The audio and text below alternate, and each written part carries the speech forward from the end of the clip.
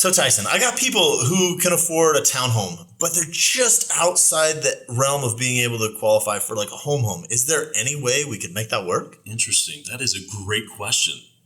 And that's what we're talking about today.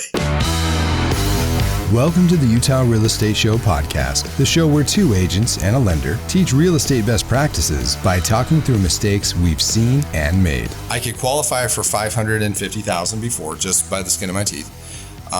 And now I can qualify for $605,000. 605, 685. Hello and welcome to another episode of the Utah Real Estate Show. I am Tyler Kazare, Utah Real Estate Agent. Jason Christiansen, Mortgage Lender. Eric Wist, Utah Real Estate Agent. And today we have Tysen Webb, VP of Marketing and Sales for R5 Homes. Absolutely amazing guy, great builder, and he's here to share some awesome things with us today. Thanks for having me, guys. Yeah, absolutely. You're welcome. Very welcome here. So tonight, the topic that we're talking about, we are talking about A.D.Us, or accessory dwelling units, and new construction, but kind of A.D.Us in general. So before we get started, I just want to talk a little bit before we get into construction and all that stuff. Yeah.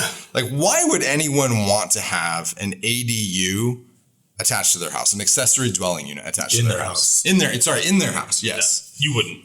No, I'm kidding. Horrible idea. But coming from out of state, okay, this was a huge thing.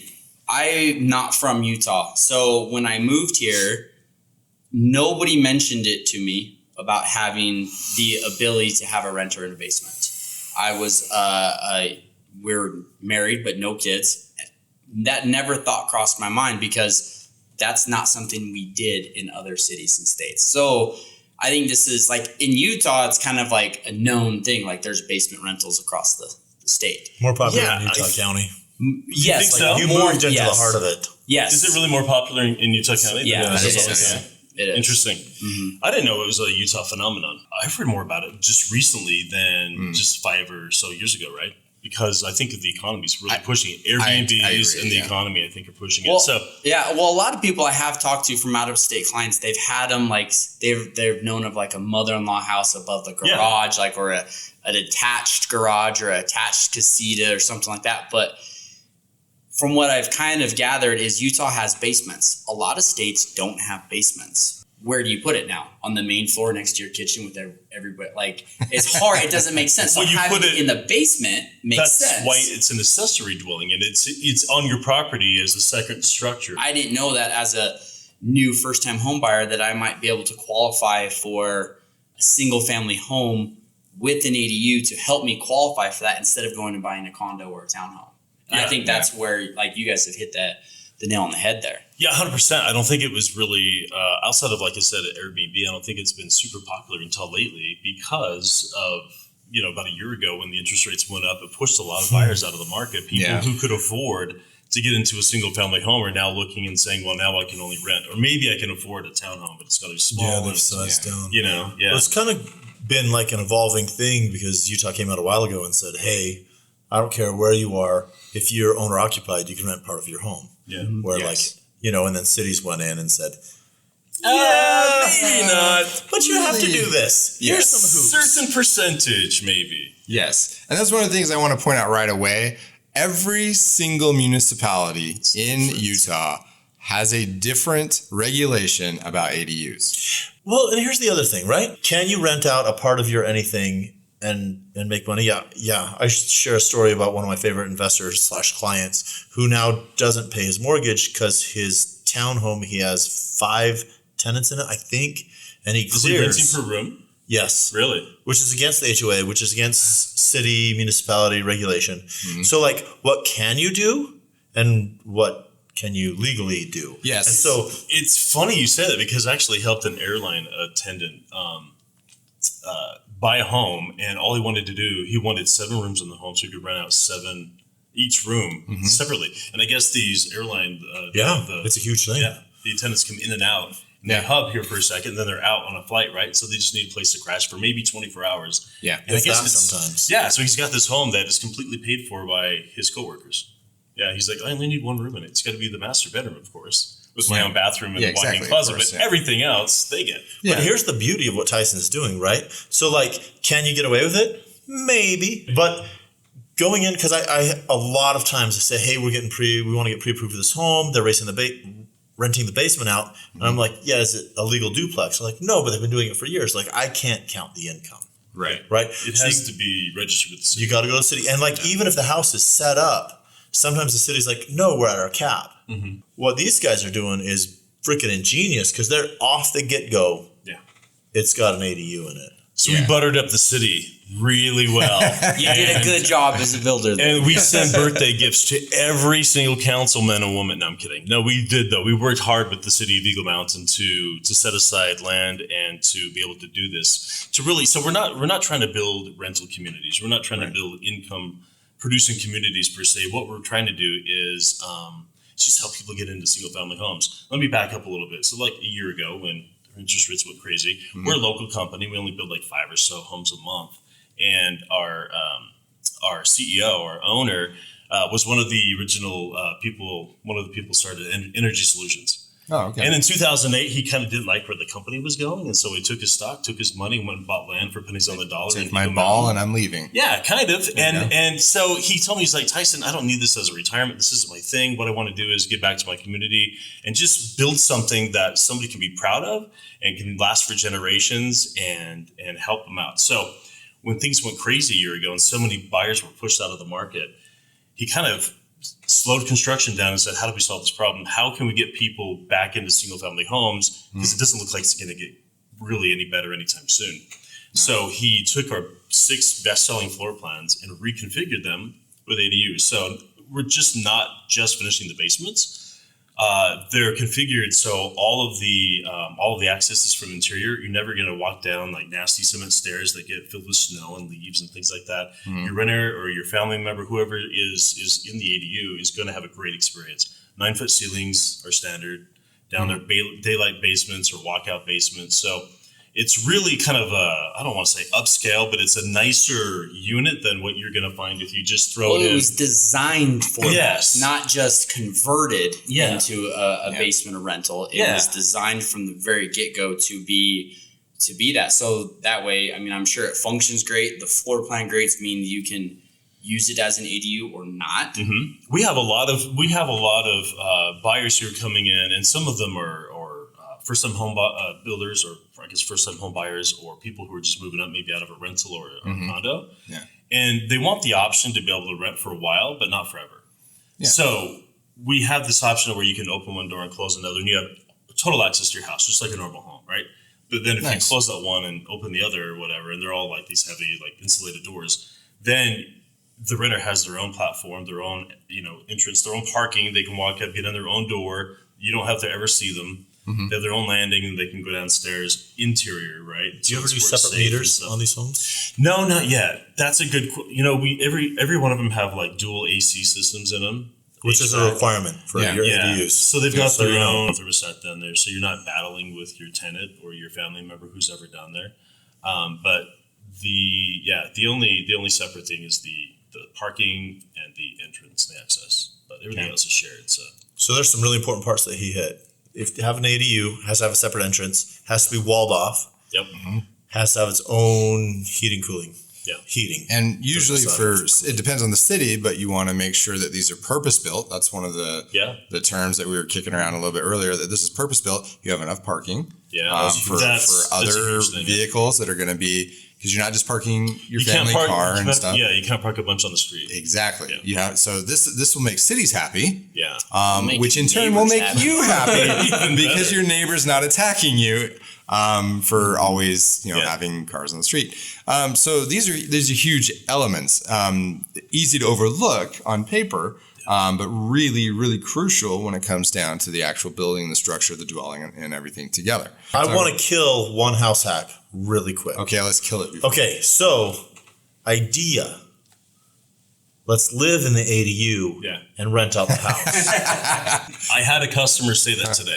Every one of us has had a customer say that. He's like, I want to be in the basement, so it has to be a walkout. And we've got we can do that. But I was like, why don't you want to be upstairs? And he was like, it's just me and my wife. We're good. There's 3 bedrooms on here. It's got the kitchen and we'll everything. rent that out. That'll bring more dollars. He pretty much And said it'll be more expensive. We'll just live down here. Yeah. Right. And why is this a problem, Jason? So as far as the rules go, you can only count the fair market rental income from the smaller of the living areas. Oh, that's so if you want to do it legitimately, knock yourself out. But if you're looking to offset the debt or count that extra income, it's got to be from the smaller. It's not something that you, like I said, that you can't do. Most cities won't allow that to happen. If you they find out, they could force you to actually switch, which we've had a few clients get busted for that. But like he said, if you do that, that doesn't mean that you can change all those numbers, because he can't change those because that's what the law is. And so it doesn't matter what you can rent it for. Yeah. It matters what fair market rent is. So we're going to have an appraiser go out and look at it and say, hey, this is what we can get. Then you got to get a 12-month lease, right? So not can you get it, have you gotten it? And we're going to count the lesser of the 12-month lease or fair market rents. And then what we're going to use on your income is 75% of that. So the real numbers, we have the real world, right? And the magical world of mortgage here. So be aware what you're doing. But like if you get a decent A.D.U in your house, you've just bumped your buying power by 75,000. That's the segue I wanted to take, right? So here we are with, let's say we have a buyer that can qualify for 500,000.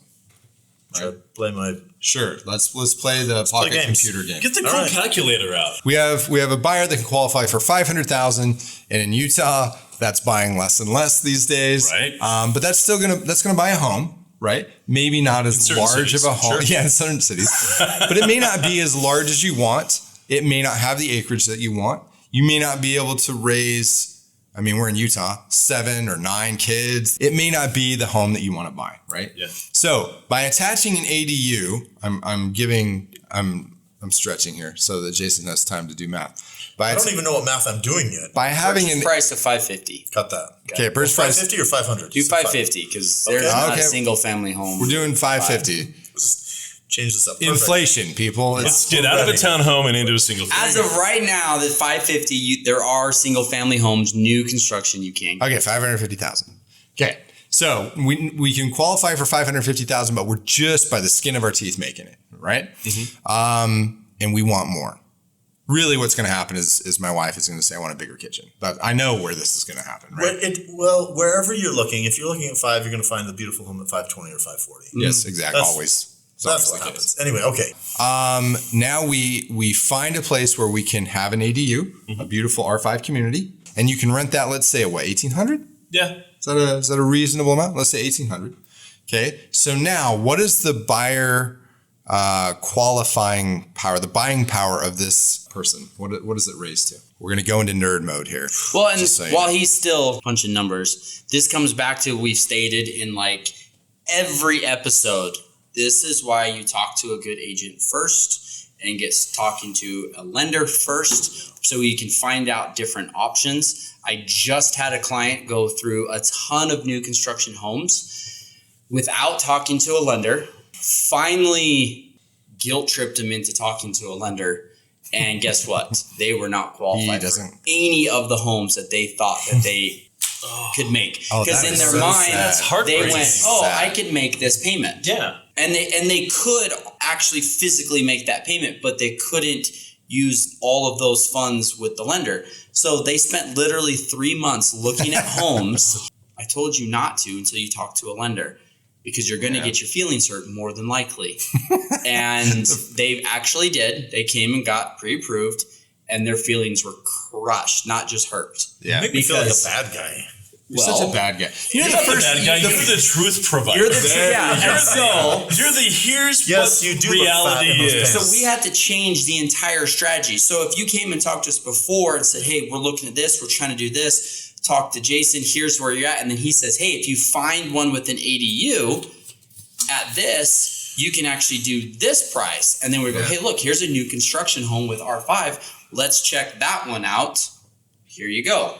How did those numbers work? So in this exact scenario, you would have $55,000 more to your pre-approval amount, right? All right. You can afford this. Do you want to walk through the numbers? Should we crush people's hopes and dreams, or should we just pretend it's magic? Crush them. I like crushing them. Okay, so Here we go. here's the thing. Like, the ratios I'm going to approve people at here are safe ratios. The interest rate I'm giving is a safe rate. Can you do better? Yes. As of June 2023. Right. Okay, so here we go. We're going to go 550,000. However many zeros there are, right? $550,000 purchase price. 0.95, right? Because you're doing 5% down, 5% okay? down. And we're just going to go off a safe PITII. So this is a loan amount of $522,500, right? Okay. That makes sense? Yes. Okay, we're going to throw 7% in as our interest rate, and then we're going to calculate a P&I, just a P&I, right? So that's going to be $34.74. Okay. Okay. Now I know I've got a little bit of room, so I'm going to say this is 41% of their income. Okay, a little high. Could I go higher? Maybe. But at 41% PITI, Sure. let's run with that. We're not counting mortgage insurance, which they would have, or taxes or homeowner insurance or an HOA. That's fine. And we're right at 3,500, just under 3,500 for the 34.74. So we're going to divide it by 0.41, right? Yeah. So this gives us an debt to income income of, ratio. Yep, 84.74. Okay. Okay.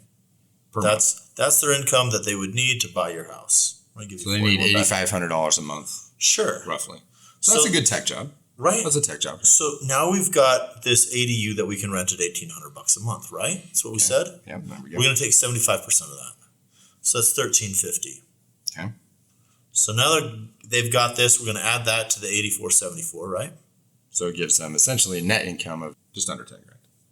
98.24. Just the banker. Sorry. He's got a calculator. I'm just doing this in my I'm head. jumping amazing. ahead. So now we're going to take this at 41%, right? We're going to go back to our payment. So then we have 40.27. We throw that negative in for a payment, calculate for value, and we're at 605. All right. So by adding an A.D.U, sorry, to sum up all the nerd sauce that just got dumped all over this podcast, all that nerd sauce says I could qualify for $550,000 before just by the skin of my teeth. And now I can qualify for $605,000. 605, 685. So that's either a nicer kitchen, which is what my wife is going for. It's more bedrooms, or it's more land. It's something. It's a little nicer. You're going to be able to raise 55 your grand is a decent step up. Staying at the 550 mark and having more breathing room. You just Yes. left your condo and went to a townhome. You just left your townhome and went to a single family Exactly. residence. Yes. That's what we're trying to do. Yeah. So kind of moving people up the scale of homes. Yeah. All right. I like it. You can get a townhome with Joe Schmo, or you get a home with Tyson. What do you want? I like that. I like the home. And then you can raise your family in the home. You've got a yard, and you can grow in that home, and then that home appreciates, and you own it, right? So Yeah. That's one of the other things. Okay, Whoa. unpopular opinion with myself before I got into investing, right? Okay. So you should buy what you're comfortable with as a payment. Sure. When you're buying a house, you should buy at the skin of your teeth. Make sure you're safe, but the reason why is if we're experiencing appreciation, at what rate? We do a $500,000 home, say 4%. How much have you gained in a year? Okay, we're gonna go point at 500,000, 4%. You're gonna divide that in half, add some zeros, so you picked up 20 grand. Okay. If you buy $1 million home, you've picked up 40 grand. You double it because these are just percentages. You're working the margins, right? Yeah. So More make sure home you're better. not going to be eating ramen, but if you can afford a little more, and the reason why you want to do this is because so you buy at the very bottom of your budget something that's super comfy, and you get in like the first house I bought because I was very frugal. Bought for $89,000 way Well, back in hang the on. day, right? when was this? 1910. I look. You younger look than pretty I am. young, my friend. There's some Anyway, gray in that beard. My first house was 119. Well, you were doing better than I was. Maybe. Anyway, I found a good deal. I bought a townhome, right? That's awesome. Oh, mine was single family. Maybe that was the difference. That's probably the difference. And I could have bought a home for $150,000, right? But I Sure. wanted a comfortable payment. Okay, gotcha. Okay. The home appreciated actually a little faster than the townhome, Which it was. As it should. Yeah, but that's equity that I let someone else get. yeah. Yep. And I sold my townhome, and that someone who bought that home sold that home, and then they had more buying power for the next one. Yeah, and this gets back to a principle that we've discussed many times. I think Eric said it first, like buy an investment that you can also live in. You know, Yeah. this is when we buy homes, we're not just buying a roof, right? We're really buying into a slice of the American dream. And that American dream, I don't care how you slice it, it goes further when there's more dollars attached to it. Okay. So think like an investor. Don't just think like, hey, this is a roof for my head. Yeah. Right? There's so much possibility. Right. Always look for where you're going to end up in 5, 7, 10 years, right? With this. This is not your destination. This is a stepping stone. Especially since you're if you are beginning the journey and you're younger, generally after you buy your first home, in the next 5 years, your income is going to increase. You're going to become more affluent or whatever it might be, more education, more, get your raises, get experience, which will allow you to make more money. And so you'll become a little bit more comfortable in that as time goes on, right? Yeah. So, yeah. Generally speaking. And really the time to develop ulcers over your payment, that's in your 20s. Don't do that in your 30s or 40s. Like, Brutal. Just like Eric says, just like we all say, talk to a lender. yes. And sit down and find out. And like, if I'm talking with first-time home buyers and they're like, we want to buy this home, I'm like, well, you're renting from your buddy at $400 a month. You're looking at $2,800 payment a month. Throw $2,400 in the bank every month. Don't spend it and see how it feels. And if you want to cry and you have to pull that money out, then you're not buying this house. Yeah. Let's go house poor before it matters and see how it feels. It's a huge piece of advice right there. Try it out. Like I said, do it for 6 months. Do it for a quarter. Plan this ahead. So even if you're not ready to buy right now because of a job change or whatever it is, plan that and feel how that feels. I've had a few buyers recently that were renting from family at a killer rate. Oh, yeah. Like stupid rate. And Like a quarter of family, what it should have been. oh, like $400 for a 3-bedroom rental. And the parents, I actually got the parents to admit the reason they did that was to get their kids to stay there. They wanted them to stay, but Sounds like all fun. it did was actually hurt them because That's the like kids actually utilities and didn't internet. really want to. They didn't want to stay. They liked the help, but the further they got along, they went, "Hey, we like the help, but we want to get out on our own." But shoot, you haven't raised rent on us in 4 years, and we're paying $350. I was like, dude, you can't even get a shared room in Provo for that price. You can't even get a car payment for that price. No. Do you think they thought they were paying fair market rent when they began? Yes. Yeah. Interesting. When they first originally rented with their parents, I have 3 couples that this is happening to. 2 of them are still with their parents. Wow. One of them was a situation where the parents actually got a divorce, and the mom wanted her daughter and her son-in-law to stay with them. They now have a kid. Yeah. So now we have an in-home babysitter. We can go do this, or hey, this is nice to have this. So it created very comfy. Wow. But there's tensions because they don't want to still be there, and then they're seeing their friends buying homes and making, like what Jason said, they're making money on their homes. They're making money on these investments, and they're still renting. And the most people spend what they make. So if you are renting for $300 to $400, you tend to go on more Disneyland trips. You tend to spend money on toys, all these other things. It's hard to and give I it sit up once there you got and look it. at it and go, you have more toys than I do, but I have a house with equity being built, and I have $500,000 in So equity. what I'm hearing here is the most loving parents in Utah. Cue the music. Prepare their Charge kids the crap early. out of their kids for Exactly. rent.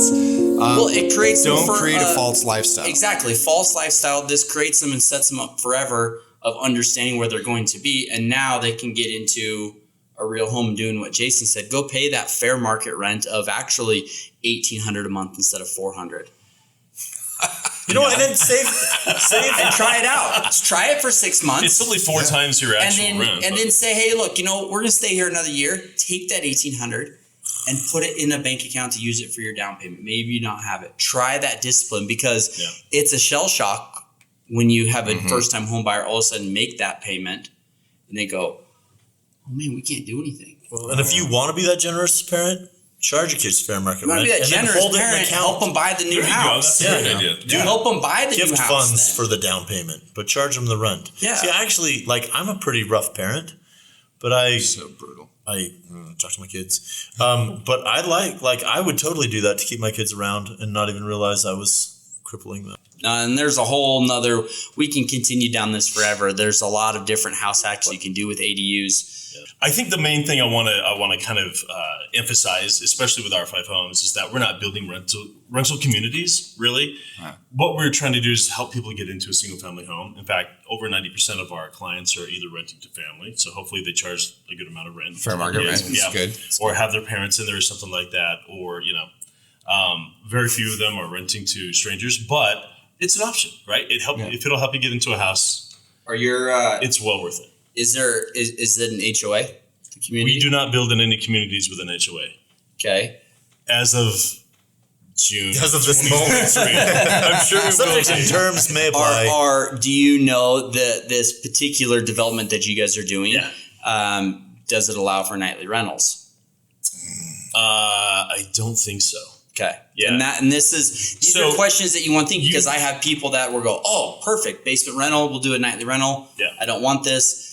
Well, check with your city. There's no HOA, so you don't have to worry about that one, but go and check with your city. Your city may not allow that. Well, there still might be covenants in that area. Exactly. That the city puts in place. You have neighbors that you need to respect, and then the owner needs to actually occupy the residence. Yep. Yeah. Well, and your lender can't necessarily... Yeah, I can't use that short-term rental income. Great, you can, but also the shorter the term of the rental, the greater the vandalism and the crime goes up. Yeah. So, but anybody, what's the shortest term rental that they allow? Do you know? 30-day? 12-month? I don't know, because we don't push short-term rentals. So we'll give you the A.D.U certificate registered with the city at closing, so you can rent from day one. But I don't think they allow. I don't know. I think it's 6 months. Yeah, I'd have to double check. I don't know off the top of my head, but I think it's at least 6 months. If you know the regulations in Eagle Mountain. Well, that's why we said at the beginning of the episode, right? Check with your city, because they're all different.